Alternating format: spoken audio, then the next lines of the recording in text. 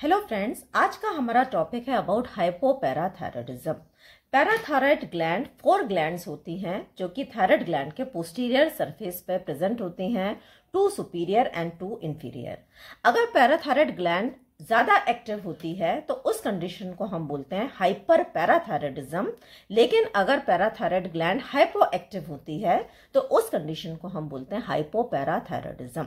तो आज इस वीडियो में हम हाइपोपैराथायरॉयडिज्म क्या होता है, क्या इसके कॉजेज हैं, क्या इसकी पैथोफिजियोलॉजी है, signs and symptoms, investigations, treatment, सभी के बारे में डिस्कस करेंगे, है ना। So let us begin the topic. तो सबसे पहले अगर हम इंट्रोडक्शन देखें तो hyposecretion of parathyroid hormone that is PTH by parathyroid gland.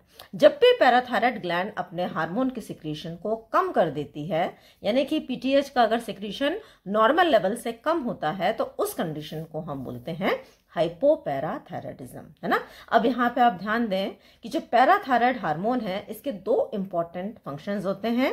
पहला फंक्शन है कि ये ब्लड कैल्शियम लेवल को इंक्रीज करता है, यानी कि ब्लड के अंदर जो कैल्शियम का लेवल है ये इसको बढ़ाता है। और दूसरा इसका फंक्शन है कि ब्लड फॉस्फेट लेवल को कम करता है।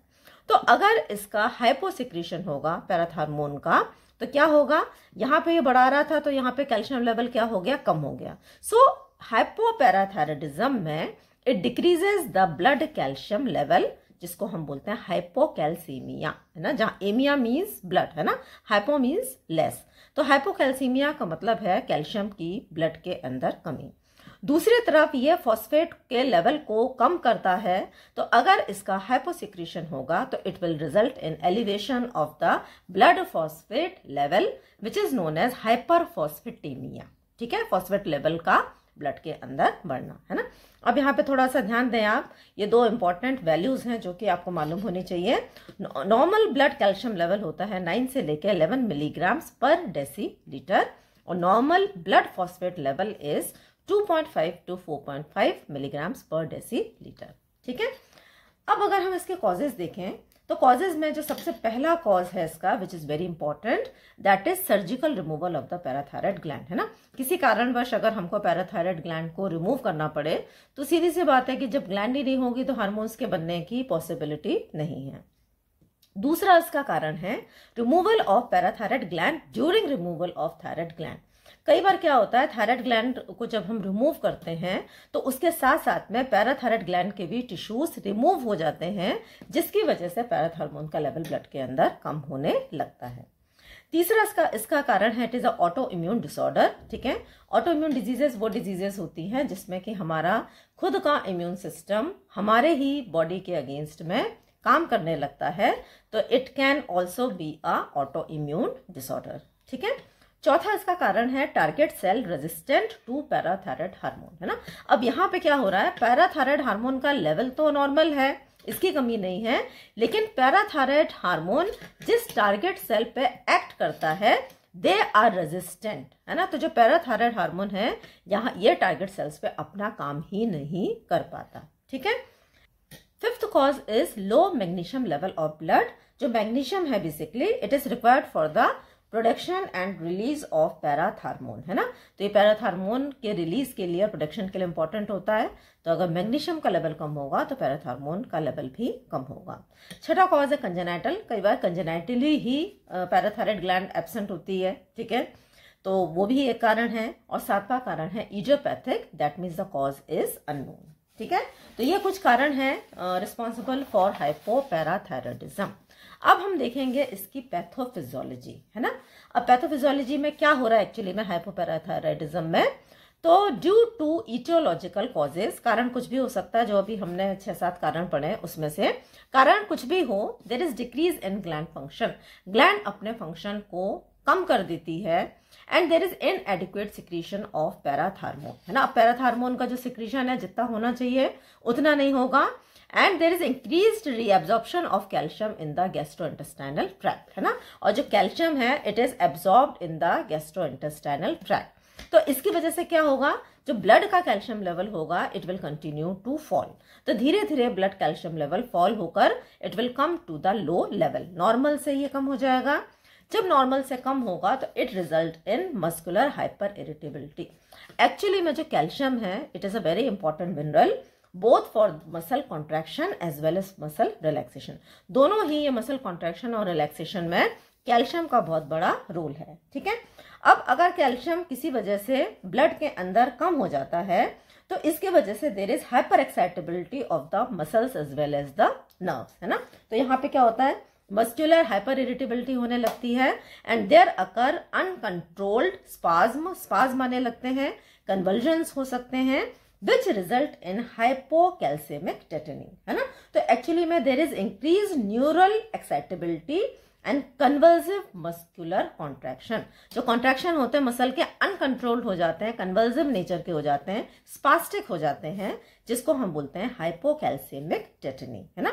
हाइपोकैल्सेमिक इसलिए बोल रहे हैं क्योंकि यहाँ पे जो टेटनी का जो कारण है इट इज हाइपोकैल्सेमिया। ओके, अब अगर हम इसके साइंस एंड सिम्टम्स देखें तो अगर हम सिम्टम्स देखें तो क्या सिम्टम्स होंगे, सबसे पहले तो ड्राई हेयर होगा, हेयर लॉस भी हो सकता है, skin will also be dry, there is cold intolerance, patient ठंड को बिल्कुल बर्दाश्त नहीं कर सकता, नमनेस एंड टिंगलिंग होगी, पेशेंट को हर जगह ऐसा लगेगा जैसे कि सुन्न है भाग, या फिर टिंगलिंग सेंसेशन होगा, पैरेस्थीसिया हो सकता है, muscular cramps will be there, cardiac arrhythmia भी हो सकता है, QT interval is prolonged in ECG, है ना। ईसीजी अगर हम देखेंगे तो क्यूटी इंटरवल इसमें नॉर्मल से बड़ा हुआ मिलेगा। ठीक है, डिस्फेजिया होगा, डिस्फेजिया का मतलब होता है डिफिकल्टी इन डिग्लुटेशन, कन्वल्जन्स होंगे, then due to hypocalcaemia there is tetany, है ना। तो अगर हम यहाँ पे देखें तो carpopedal spasm of hand and feet देखने को मिलेगा, जो हाथ और पैर हैं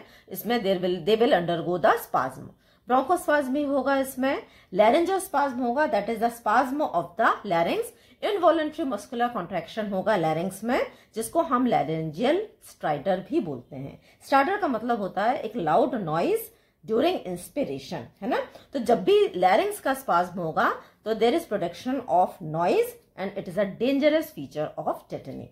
विजुअल डिस्टर्बेंसेस भी हो सकते हैं, सीजर्स भी होंगे, है ना। अब अगर हम साइंस देखें तो there are two important signs. पहला है पॉजिटिव ट्रॉसियर साइन, इसमें हम क्या करते हैं, inflating the blood pressure curve 20 millimetre mercury above patient systolic blood pressure.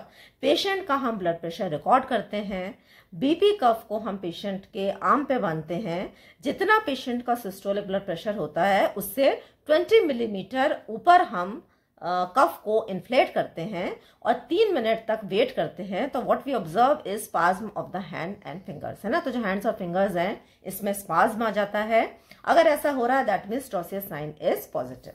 दूसरा है पॉजिटिव शोवेस्टिक साइन, जिसमें कि tapping the facial nerve in front of the ear brings about the contraction of the facial muscle, है ना।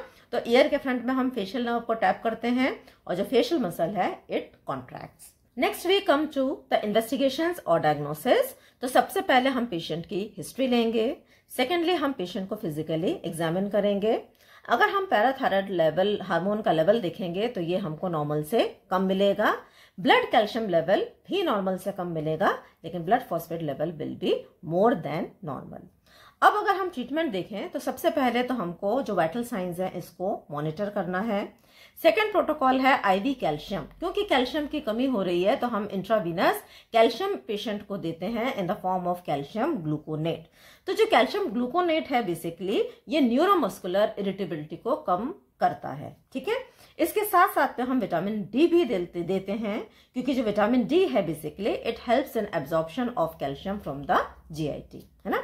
Phosphate binders दिए जाते हैं, क्योंकि जो फॉस्फेट है they promote the excretion of phosphate from the gastrointestinal tract. तो जो जीआई ट्रैक्ट है उससे जो फॉस्फेट का एक्सक्रीशन बढ़ाते हैं phosphate binders. And finally parathormone replacement therapy, है ना। तो जिस हार्मोन की कमी है उसको भी हम रिप्लेस कर सकते हैं with the help of therapy. तो ये था हमारा आज का टॉपिक। अगर आपको वीडियो समझ में आया है तो वीडियो को लाइक करें, चैनल को सब्सक्राइब करें, वीडियो को शेयर करें। Thanks for watching.